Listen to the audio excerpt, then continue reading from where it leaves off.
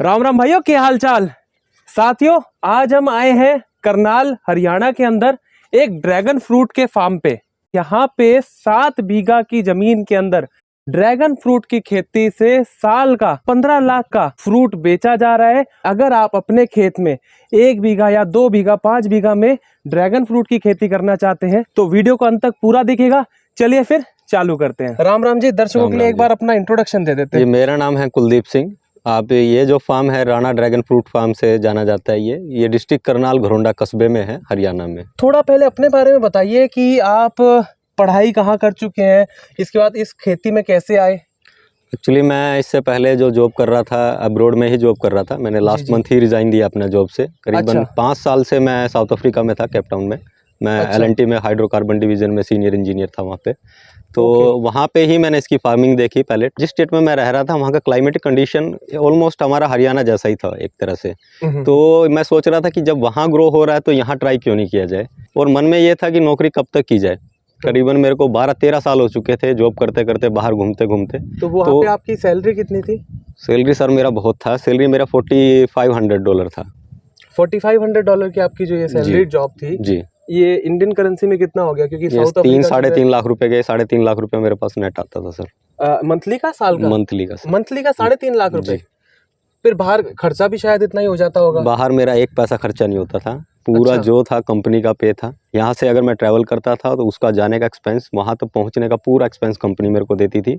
जब मैंने शुरुआत की थी तो 2500 से चालू किया था। तो 5 साल में कंटिन्यू रहा, ग्रेस होता रहा, प्रमोशन हुआ। उसके बाद मेरा ओवरऑल सैलरी इतना पहुँच गया था। 3.5 लाख हर महीने की जॉब तो बहुत अच्छा है। वो जॉब क्यों छोड़ दिया आपने? उसकी क्या खास वजह थी? देखिए, सबसे बड़ी बात तो मेरे माता पिता की उम्र हो चुकी है। अच्छा। उनकी 65 ईयर मेरे पिताजी की उम्र हो चुकी है और 62 साल मेरी माता जी की उम्र है। तो उनको भी सहारे की ज़रूरत है अभी यहाँ पे। और बाहर में जब मैं था उस स्टेट में, तो आपने सुना भी होगा कि राइट्स हुए थे साउथ अफ्रीका में एक बार। तो उसके बाद में फिर दोबारा से जब कोरोना आया तो फिर मेरे मन में ये आ गया था कि अब कम से कम एक दूसरा अल्टरनेट ढूंढना चाहिए। कोरोना के टाइम में काफ़ी जॉब गई लोगों की और काफ़ी बिजनेस भी ठप हो गए थे। लेकिन खेती एक ऐसी चीज़ है जो आप पैदा करेंगे वो बिक ही जाएगा अल्टीमेटली। फार्मिंग, और ये हमारा बाप दादा फार्मिंग करते आए थे तो ये इस चीज़ में हमारा हाथ बैठा हुआ था। और उसके मैंने ये दिमाग में ये सोचा कि नॉर्मल जो धान और गेहूँ की हम खेती कर रहे हैं उसमें कुछ हमारा ज़्यादा इनकम जनरेट नहीं हो पाता। तो एक ऐसी कोई फसल लगाया जाए जिससे एक secondary source of income generate हो जाए। मेरे को उस टाइम इतना आइडिया नहीं था कि इतनी इनकम जनरेट हो पाएगी इससे, लेकिन एक सेकंड सोर्स ऑफ इनकम के रूप में मैं लेके चला था उस चीज़ को। आपने इसकी शुरुआत फिर यहाँ पे कैसे करी थी? आप किस साल में इस क्षेत्र में आए? ये जमीन आपकी ही है, क्या सीन है? हमारे पास 5 एकड़ जमीन है यहाँ पे। अच्छा। 2019 में मैंने प्लांटिंग मटेरियल मैं लेके आया था, 2018 के दिसंबर में। अच्छा। तो यहाँ पे हमने प्लांटिंग मटेरियल अपना लगाया ½ एकड़ में। लगाने के बाद में कॉम्प्लिकेशन आए काफ़ी सारी, क्योंकि इसके बारे में जानकारी बिल्कुल नहीं थी किसी को भी। ना ही कोई वीडियोस थी, ना ही कहीं पे कोई रिटर्न था। हॉर्टिकल्चर डिपार्टमेंट, एग्रीकल्चर डिपार्टमेंट भी इसके बारे में बिल्कुल नहीं जानता था। नई फसल थी, हमने बहुत सारी गलतियाँ की इससे। फिर एक्सपीरियंस जैसे जैसे समय बीतता गया, बीमारियाँ कौन सी आती है, कैसे रोकथाम करनी है उसको। ठीक है। जब इसका प्रोडक्शन आया फिर सबसे बड़ा इशू ये हो जाता था कि ये फ्रूट बिकेगा कहाँ पे। अच्छा, तो आपका पहले साल में ही प्रोडक्शन आने लग गया था? हमारा दूसरे साल में प्रोडक्शन आया। तो वैसे हमने 2018 दिसंबर में लगाया। फेब 2019 में हमने लगाया। अच्छा। 2018 में मेरे पास जो पौधे थे वो कटिंग्स थी। ठीक है। वो ग्रो करने के लिए, रूट डेवलप होने के लिए 45 to 60 डेज लगते हैं। ठीक है। तो 60 दिन के बाद उनकी रूट डेवलप हुई। तब तक हमने अपना तैयारी की, पोल्स वगैरह बनाए। उसके बाद में हमने 2019 में प्लांटेशन किया ½ एकड़ में। ½ एकड़ हमारा अच्छा चला। उसके बाद हमारा और फ्रूट भी हमारा अच्छे रेट में बिक रहा था। उस टाइम पे हमने 300-350 रुपये रेट पे बेचा है फ्रूट। उस टाइम पे ये समझ के चलिए बाय लक उस टाइम पे डेंगू का सीज़न बड़ा ज़बरदस्त चला था। बहुत सारी डेथ्स हुई थी उस समय पे। प्लेटलेट बहुत ज़्यादा डाउन हो गई थी लोगों की। तो उस समय पे हमारा काफ़ी सारा सेल आउट हुआ, बहुत सारा अच्छा रेट पे हमारा गया। तो उसको देखते हुए फिर हमारा आगे और हौसला बढ़ा। जब हमने कोशिश ये रखी कि और इसका प्रोडक्शन देखते हैं कहाँ तक मैच जाता है अच्छा, इसका। तो आपका पहले साल कोई इसमें प्रोडक्शन नहीं? पहले साल कोई प्रोडक्शन नहीं आया। 2019 के अंदर ये प्लांटेशन करी फरवरी में जी। इसके बाद इसका प्रोडक्शन कब आया? 2020 में। 2020 के अंदर इसका प्रोडक्शन आया। मई से इसका प्रोडक्शन चालू हो गया। और ये एक ऐसी फसल है जो सीजन वाइज चलती है। जैसे रेनी सीजन स्टार्ट हो जाता है मई से लेके दिसंबर तक ये कंटिन्यू प्रोडक्शन देता है। अच्छा। ऐसा नहीं है कि एक बार इसका प्रोडक्शन आया और खत्म। ये 7 वेव्स आती है इसमें, नहीं 7 बार आपका फूल खिलेगा। अच्छा। उसके बाद फल बनेगा। ये कंटिन्यू साइकिल चलती रहती है। अभी देखिए ये फ्रूट पक गया बिल्कुल, ये इसको आराम से काट सकते हैं हम। ठीक है। दूसरा तैयार हो रहा है, तीसरा अभी यहाँ पे रेडी हो तो रहा है। ये देखिए, 7 बार फ्रूटिंग और फ्लावरिंग देगा देता साल के है अंदर। साल के अंदर। तो ये पहले साल आपने कितने पौधे लगाए थे? पहले साल हमने आधा एकड़ से शुरुआत की थी, हमने कितने पौधे लगाए 200 थे? पोल लगाए थे, जिसमें 800 पौधे लगते हैं, यानी 800 पौधे आपने लगाए। एक पोल पे 4 पौधे लगते तो उसके अंदर आपकी 2020 के अंदर कितनी प्रोडक्शन आई? हैं। 2020 के अंदर 2,75,000 रुपया हमको ओवरऑल लगा। ये सेल हुआ था सेल आपका? हो गया हमारा। मतलब कितने किलो निकला था ये समझ के चलिए हमारा 2.15 टन माल निकला था। और किस रेट पे बिका? ये हमने उस टाइम पे जब होलसेल में हम जाने लगे तो होलसेल दिल्ली का जो रेट है काफ़ी डाउन था। अगर आप रिटेल शॉप में जाते हैं, एक आम कस्टमर अगर खरीदने के टाइम पे आज भी जाता है तो भी उसको 250 रुपये केजी से कम कहीं नहीं मिलने वाला है। तो आपने पहली बार होलसेल में ही बेचा और आजादपुर मंडी में बेचा, वहाँ पे आपको क्या रेट मिला? वहाँ हमको रेट बहुत डाउन मिला था, 110, 120, 130 तक, हमारा 150 तक गया हमारा लास्ट में सीजन के एंड तक। तो हमने मार्केटिंग इस तरह से की उसके बाद में, जब हमको समझ में आया जितने भी हमारे नर्सिंग होम थे, डॉक्टर के हॉस्पिटल्स थे जो छोटे मोटे, हमने सबके पास एक एक सैंपल दिया। अच्छा। उसके बाद सैंपल देने के बाद में डॉक्टर्स ने वो चेक किया क्या चीज़ है, कोई नई चीज़ है तो खाता है तो डॉक्टर जरूर चेक करता है। हमने उनको रिक्वेस्ट की, सर अगर इसके अंदर न्यूट्रिशन वैल्यू आपको ये लगता है कि न्यूट्रिशन वैल्यू भरपूर है इसके अंदर में, तो आप इसको अपने पेशेंट को रिकमेंड कीजिए। जी। तो वहाँ से रिटेल के अंदर जब कस्टमर जुड़ने लगे तो कितना आपने प्राइस रिटेल में इसको किया? 250 रुपीज़ से हमने चालू किया और 350 रुपीज़ तक हम इसको लेके गए। रिटेल में जो हमारे पास लेके जाते थे वो हम नोट डाउन नहीं करते थे। कोशिश ये रखते थे कि जो होलसेल में माल जाता है, जैसे 50 केजी जाता है, 1 क्विंटल जाता है, तो हम वही नोट डाउन करते थे। छोटा मोटा किलो 2 किलो तो हमने काउंट ही नहीं किया। अगर वो भी काउंट किया जाए तो एक राउंड फिगर आप 3 लाख के आसपास पकड़ के चलिए। तो ये आपने जो आधे एकड़ के अंदर लगाया था जी 2019 में, उसकी इनिशियल कॉस्टिंग क्या पड़ी थी? हमारा जो ओवरऑल खर्चा माना जाए तो 2,15,000 के राउंड फिगर में 2,20,000 पकड़ लेता हूँ। 2,20,000 का बाइफिकेशन क्या रहा होगा? जैसे कि पोल का एक मेजर कॉस्टिंग है, फिर ये जो प्योद है उसकी कॉस्टिंग है। पोल का जो खर्चा था वो आप पकड़ के चलिए कि ओवरऑल कैलकुलेशन का इसका पोल का खर्चा 70% रहता है। क्योंकि ये बिना पोल के ये पौधा चलता नहीं है। 1.5 लाख के करीब। हाँ, 1.5 लाख के आसपास इसका पोल का पकड़ के चलिए। ठीक है। इसके अलावा और क्या कॉस्ट आया? 2,20,000 कैसे? इसके अलावा छोटा मोटा एक खर्चा था, क्योंकि मैं सैम्पलिंग तो ऑलरेडी बाहर से परचेज कर चुका था, तो 60-70 रुपये में एक अच्छा पौधा मिल जाता है। अच्छा। मैं 60 रुपीज़ ही काउंट करके चलता हूँ उसका, तो 800 पौधे का आप कैलकुलेट कर लीजिए अपने हिसाब से। तो आपका 60 रुपए का कॉस्टिंग आया था एक प्योद का? जी, 48,000 रुपये के आप पौधे पकड़ के चलिए। ठीक है। 800 पौधे लगे बाकी थे। 10-15 हज़ार रुपया इसका पोल का गाड़ना हो गया, या फिर मिट्टी खाद जो भी, वो लेबर तो आप खुद ही कर रहे थे? वो टोटल मिला के इतना ही हमारा खर्चा आया था, क्योंकि खेत की बुहाई करवाना पड़ता है, उस सब का खर्चा वर्चा कैलकुलेट करके 220 का एक लमसम हमारा ओवरऑल आ गया। ठीक है। इसमें क्या रहता है, ये एक्चुअली कटिंग से लगता है पौधा, जी। ये सीड से भी पैदा होता है, लेकिन सीड से जो पौधा पैदा होता है वो फ्रूट लेते लेते करीबन 4 से 5 साल का समय ले लेता है, और वो क्वालिटी आपकी कभी नहीं आएगी जो मदर स्टॉक में आई थी। ठीक है। तो इसको नर्सरी से आपने ट्रांसप्लांट करा है ना? जी, तीसरा साल जैसे ही हमारा हुआ, हमारा प्रोडक्शन 4.25 टन के आसपास पहुंच गया। अच्छा। जो हमने माल बेचा ओवरऑल 7.5 लाख रुपए का हमारा माल बिका है लास्ट ईयर 2021 के अंदर। 2021 में। 2021 के अंदर आपका 7.5 लाख हो गया, जो 2020 के अंदर आपका 3 लाख था। जी, उस टाइम पे क्या किया, हम मार्केट में जाना हमने बंद कर दिया, क्योंकि हमें पता है कि वहाँ मार्केट में हमको रेट मिलने वाला नहीं है। तो हमारी मार्केट इतनी अच्छे से फैल गई, हमारे कस्टमर का इतना ज़्यादा लिंक बन गया आपस में, इतना समझ के चलिए ओवरऑल लोग हमको जानने लगे कि यहाँ पे ड्रैगन फ्रूट की फार्मिंग होती है, और मोस्टली दुकानों से ना लेते हुए लोग यहाँ से लेने की कोशिश ज़्यादा करते हैं। एक एवरेज में माने तो आप यहाँ पे रिटेल कितने में कर रहे हो, और अभी एक नॉर्मल दुकान के अंदर अगर होलसेल की बात करें, मान लीजिए 1 क्विंटल 100 केजी के ऊपर हमारा कई माल जाता है, उसको हम होलसेल में काउंट करते हैं। 100 केजी के ऊपर कोई माल लेता है, वो ग्रेडिंग के हिसाब से रेट रहता है उसका, फ्रूट के साइज के। अगर 300 ग्राम का अगर फ्रूट है 160, 400 ग्राम के आसपास है 350 से 400 के बीच में 170, 180, 190 तक हमारा माल जाता है होलसेल में। अच्छा, 190 रुपए किलो जी, मैक्सिमम। रिटेल की बात करें, अगर छोटा साइज रह जाता है कोई फ्रूट, मान लीजिए 300 ग्राम के आसपास का फ्रूट है, तो हम रिटेल में यहाँ 200 रुपया दे देते हैं। अच्छा साइज का फ्रूट है, ए ग्रेड माल है, तो वो 250 रुपया देते हैं। और कंपेयर करें मॉल के अंदर या कोई रेडी वाले जैसे बेचते हैं, फ्रूट वाले होते हैं, वो पर पीस के हिसाब से देते हैं, हम केजी के हिसाब से देते हैं। अभी आप ये पोल 2 देख रहे हैं, ये लास्ट ईयर हमने लगाया था 2021 में मार्च 25 को। अच्छा, जो पहले आपने आधा एकड़ लगाया था, इसके बाद आपने पूरा 1 एकड़ उसके बाद लगाया हमने। तो आपके पास कुल मिला के कितने हो गए पोल? नए कितने डाले? ये हमने करीबन 505 के आसपास पोल डाले थे, और 200 हमारे पुराने थे, यानी 705 या 10 के आसपास हमारे पोल। अगर बाउंड्रीज के कंसीडर कर ले 715 पोल है हमारे पास। 715 पोल है, जिसमें करीब करीब 2900 पौधे आपके पास यहाँ पे इस फार्म पे है। जी सर। तो आपका 2022 के अंदर इस साल का आपका क्या, इसमें कितना माल बिक रहा है, आपको क्या लग रहा है, कितना आपका प्रॉफिट और टर्नओवर जनरेट हो रहा है? जिस हिसाब से हमारी मार्केटिंग हुई है 3 साल में, क्योंकि अभी हम मंडी जाना बिल्कुल छोड़ दिया हमने। अगर किसी को, किसान भाई को रेट उठाना या इसके ड्रैगन फ्रूट की फार्मिंग कोई कर रहा है, अगर आपने खुद की मार्केटिंग करता है तो आप एक अच्छा रेट उठा सकते हैं इससे, जैसे हम उठा रहे हैं यहाँ पे। इस बार का हमको ओवरऑल कैलकुलेशन यही है कि 1.5 एकड़ का अगर कंसीडर करके चलें तो 10 से 12 टन के आसपास हमको एस्टिमेट है कि इतना माल हमारा आना चाहिए। ठीक है। क्योंकि ये डिपेंड करता है फ्रूट के साइज के ऊपर। अगर फ्रूट आपके 200-250 ग्राम के लगेंगे, चाहे नंबर ऑफ फ्रूट ज़्यादा भले हो जाए, लेकिन एक ओवरऑल आप कैलकुलेशन करके भी आपका बहुत कम रह जाएगा। और यहीं पे देखिएगा आप, फ्रूट का साइज अगर आपका इम्प्रूव है, आधा केजी तक अगर जाता है फ्रूट का साइज, या 400 ग्राम तक आपका फ्रूट साइज जाता है, देखिए आप काफी अच्छा है, देखा मैंने। फ्रूट का साइज अगर 400 ग्राम तक भी आपका जाता है तो एक अच्छा रेट मिल जाएगा आपको। और ओवरऑल कैलकुलेशन में भी काउंट करें तो काफी अच्छा जाता है। हमारा लास्ट ईयर का कंसीडर करें जो 1/2 एकड़ का है, एक 26 किलो की एक एवरेज निकली थी हमारे पर पोल की। एक पौधे की? एक पोल की। एक पोल में 4 पौधों की? एक पोल में 4 पौधे की, तीसरे साल में। तो जैसे कि अभी 1.5 साल का हो चुका है जी। इसकी आयु कितनी है, ये कितने टाइम तक फ्रूटिंग देता रहेगा? ये 25 साल तक फ्रूट देगा सर। पहले साल इसका एक एवरेज रहेगा 10 से 15 केजी के बीच में। ठीक है। मतलब दूसरे साल लगाने के दूसरे साल, 1.5 साल के बाद। तीसरे साल में ये एवरेज आपका 20 से 25 केजी। 4th ईयर जैसे ही आएगा वो 30 केजी तक पहुंच जाएगा।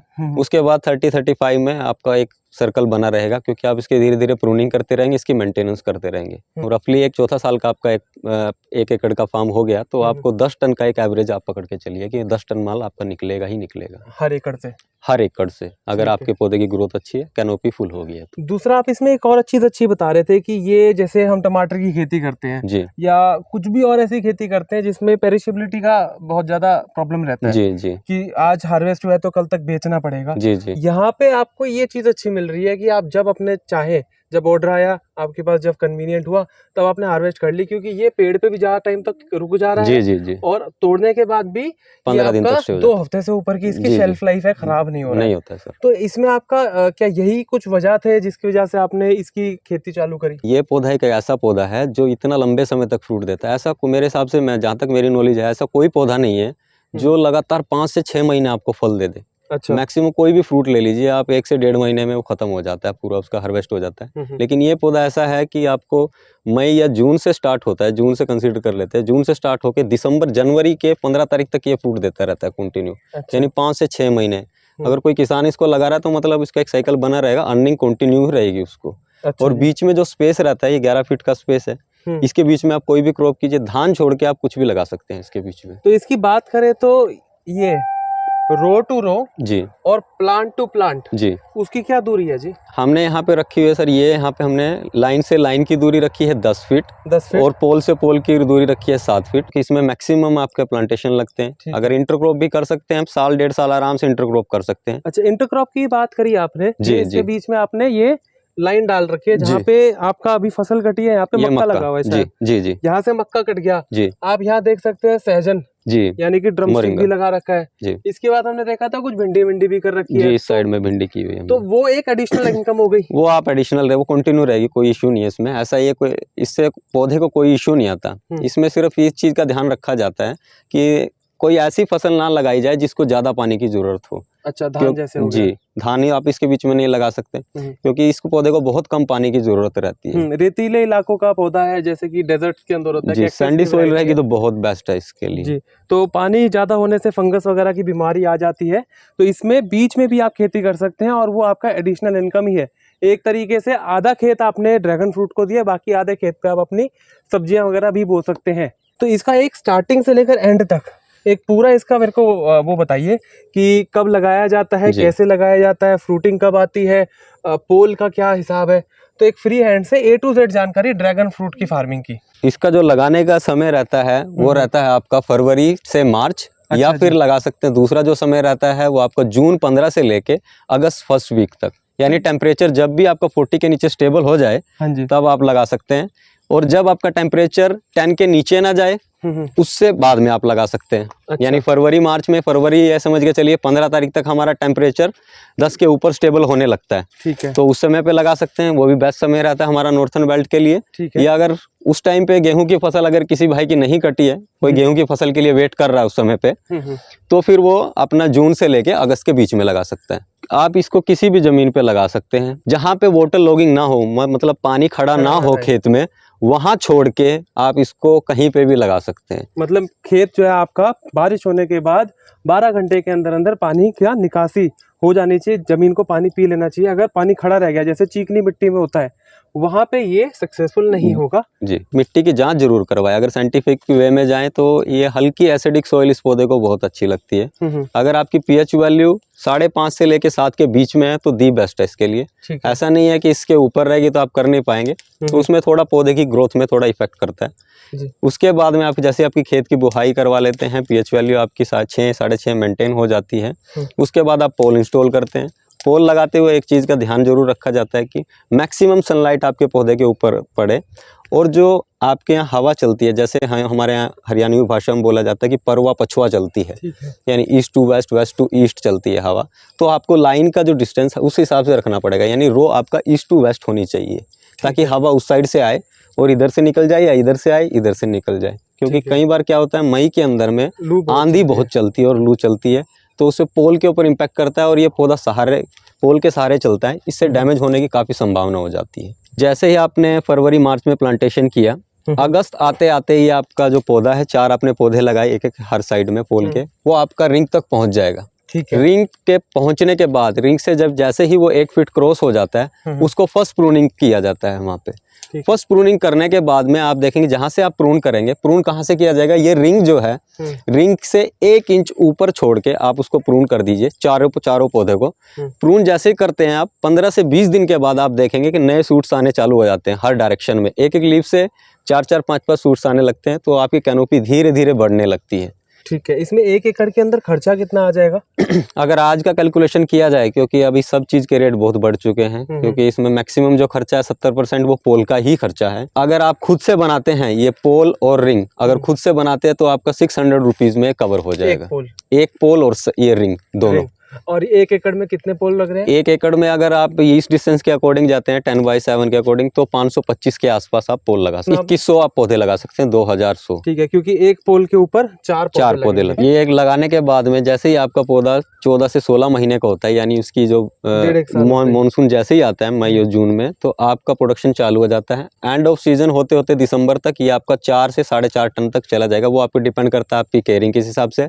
कहीं कहीं पे ये 5 से 6 टन भी चला जाता है पहले ही साल के अंदर, पहले मतलब दूसरे साल के अंदर। फिर भी एक लमसम हम पकड़ के चलते हैं कि डाउन में ही 4 टन के आसपास ये निकलना चाहिए दूसरे साल में। जी, जैसे हमारा कंसीडर, हम अपना ही कंसीडर करते हैं। डाटा आपका क्या जी, हमारे डाटा के हिसाब से हमारा 2.25 टन निकला था दूसरे साल में, हम इसको 2 टन ही पकड़ के चलते हैं। तीसरे साल में आपका प्रोडक्शन जाएगा 6 से लेके 8 टन के बीच में। अच्छा। चौथे साल में आपका 10 टन पे स्टेबिलिटी आपको आ जाएगी। फिर ये आपको अगले 20 साल तक हर साल लगातार 10 टन 1 एकड़ 10 टन तो मिनिमम पकड़ के चलिए, प्रोडक्शन चलती रहेगी। और इसका रेट मंडी का माने तो 110 रुपए, 20 रुपए, 30 रुपए से लेकर 150 रुपए तक जाता है। 150 तक जी। और अगर आप इसे डायरेक्ट कस्टमर तक मार्केट कर रहे हैं तो आपका ये 250 से लेकर 300 तक चला जाता है। 250 से लेकर 300 तक चले जाता है जी। अगर आप मंडी के रेट में भी और 125 रुपए के हिसाब से ही बेच रहे हैं, तब भी आपका 12 लाख का हो गया जी। ठीक है। और अगर आप अपने कस्टमर को रिटेल कर लेते हैं तो फिर आपका एग्जैक्टली डबल हो गया, यानी कि 25-1 लाख की आपकी हर साल की इससे अर्निंग हो जाएगी स्टेडी। पहले साल लगाने में तो हमारा खर्चा कितना आया? वो पहले साल अगर ओवरऑल कैलकुलेशन करें तो आज के समय पे 5 से 6 लाख रुपए के बीच में आपका खर्चा आएगा ड्रिप के साथ। ड्रिप के साथ आपने ड्रिप नहीं लगा? हमारे यहाँ ड्रिप नहीं लगी, क्योंकि हमने जब लगाया था हाफ एकड़ लगाया था, हाफ एकड़ पे सब्सिडी नहीं मिलती है। इसके बाद नेक्स्ट ईयर में कितनी लेबर वेबर का खर्चा आता है और कितने का? हमारे को ये तो कैलकुलेट हो गया कि ये 10 टन माल दे रहा है जी, जिसके हिसाब से 12.5 लाख से लेकर 25 लाख का बिक रहा है जी। तो इसमें हर साल फिर इसमें कॉस्टिंग क्या लगेगी? मेंटेनेंस सर, इसमें एक छोटी सी मेंटेनेंस है। आप यहाँ देखिए पूरे फील्ड में आपको खरपतवार दिखाई नहीं देगा। हाँ जी, यही इसकी मेंटेनेंस है। खरपतवार हमको निकालना पड़ता है। अच्छा। और ये समझ के चलिए कि 3 से चौथे महीने में हम इसमें खाद डालते हैं एडिशनल, जो हमारी वर्मी कंपोस्ट होगी या फिर जो काउडंग मैन्योर हो गया, वो नॉर्मल खाद है, वही इसका मोस्टली खर्चा आता है। अगर ऑर्गेनिक में काउंट करें, एक लमसम काउंट करें तो एक 50,000 मैं कंसीडर कर लेता हूँ, लेबर मिला के, सब कुछ मिला के। तो अगले साल से इसका लेबर का मैक्सिमम कॉस्टिंग पड़ती है, प्लस कुछ इसमें दवा खाद पानी लगेगा, तो उसकी 50,000 एक साल की 1 एकड़ की कॉस्टिंग आएगी। और आपका एक्सपेक्टेड जो प्रोडक्शन जाएगा वो 10 टन। अगर हम 225 रुपए के हिसाब से भी पकड़े या हम 100 भी मान ले कि बहुत हम लीस्ट मान के चलते हैं कि रेट नहीं मिला, तब भी आपका 10 लाख का बिकता जाएगा, जो हम किसी भी अन्य बागवानी से या मोटी फसलों से कंपेयर करें, इनफैक्ट अगर हम सब्जियों से भी कंपेयर करें तो काफ़ी अच्छा ये रिटर्न देखे जाता है। तो ये जैसा कि देख सकते हैं, ये ड्रमस्टिक सहजन मोरिंगा के इन्होंने पेड़ लगा रखे हैं। यहाँ पे ड्रैगन फ्रूट की खेती हो रही है, आप देख सकते हैं काफ़ी अच्छा साइज़ है। ड्रैगन फ्रूट की खेती के बीच में ये मोरिंगा की खेती है। इसकी सीड्स तो जो सेल आउट होती है वो आपके समझ के चलिए 100 रुपीज़ से लेके 1000 रुपीज़ तक इसकी सेल आउट होती है इसकी सीड्स। और इसके जो पाउडर रहता है वो भी काफ़ी कॉस्टली रहता है, लेकिन हम उस तरह से ना कम उस लेवल में जाते हैं क्योंकि हमने बहुत कम लगाए हैं और शेडिंग पर्पस से लगाए। अच्छा। हम इसको यूज़ करना चाहते हैं अपने ड्रैगन फ्रूट के अंदर में, ताकि फर्टिलाइज़र की एक जो कमी है वो भी कंप्लीट हो और ये भी एक तरह से हमको यूज़ आए। ठीक है, तो बेसिकली ये इंटरक्रॉपिंग करने से जी आपकी और कितना एडिशनल रेवेन्यू, अगर इस सब हमने हाफ एकड़ से ये समझ के चलिए कि एक साल के अंदर कम से कम हमने 50,000 का सब्जी या फिर जो भी प्रोडक्ट हमसे वहाँ से जनरेट हुआ हमने उसको निकाला। तो यानी कि जो साल का इस पे मेंटेनेंस का खर्चा लग रहा है वो पूरा निकल जाएगा आपका, वो आपका बीच में सब्जियां लगा के ही निकल जाएगा। और जो ड्रैगन फ्रूट से फ्रूट की सेल हो रही है जी, वो आपका एडिशनल है, 100% प्रॉफिट हो जाएगा। जी जी जी। तो आप ये देख सकते हैं यहाँ पे जो साइज है वो भी काफी अच्छा है। और इसको हार्वेस्टिंग करने का क्या तरीका रहता है, क्योंकि हाथ से ऐसे तोड़ने से तो टहनी टूट जाएगी, डैमेज हो जाएगी। कटर रहता है इससे। हाँ जी, हाँ जी। ये कटर से आप ये देखेंगे ये मेन स्टेम के साथ जुड़ा रहता है यहाँ पे। अच्छा। ये कि यहाँ से एक तरह समझ इसका ये हड्डी रहता है जो यहीं से इसको कट किया जाता है ताकि ये मेन स्टेम भी डैमेज ना हो और ये भी फ्रूट भी डैमेज ना हो, तो इसको इस हिसाब से कट किया जाता है। अच्छा, ये देखिए ये भी डैमेज नहीं हुई जी जी, और ये आपका फ्रूट भी डैमेज नहीं हुआ। ठीक है, और इसका साइज आई थिंक 400 ग्राम से ऊपर ही लग रहा है मुझे अभी। 400 ग्राम ही पकड़ के चलिए क्योंकि इसके अंदर वेट ज्यादा होता है। यहाँ पे हमने ये तो देख लिया कि साइज बहुत अच्छा है, मैं देखना चाह रहा हूँ कि ये मीठा कितना है, तो ये काट के देखते हैं। आप ही काटिए, आप ही खाए, बर्थडे कट रहा है भाई।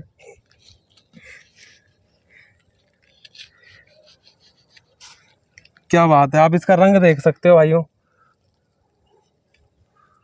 एकदम बहुत ही पानी से भरा हुआ और खाल इतनी पतली। ये काफी जूसी रहेगा और क्रंची रहेगा बहुत। चुकंदर से भी ज्यादा लाल है। तो इसका टेस्ट देखते हैं कैसा भाई साहब।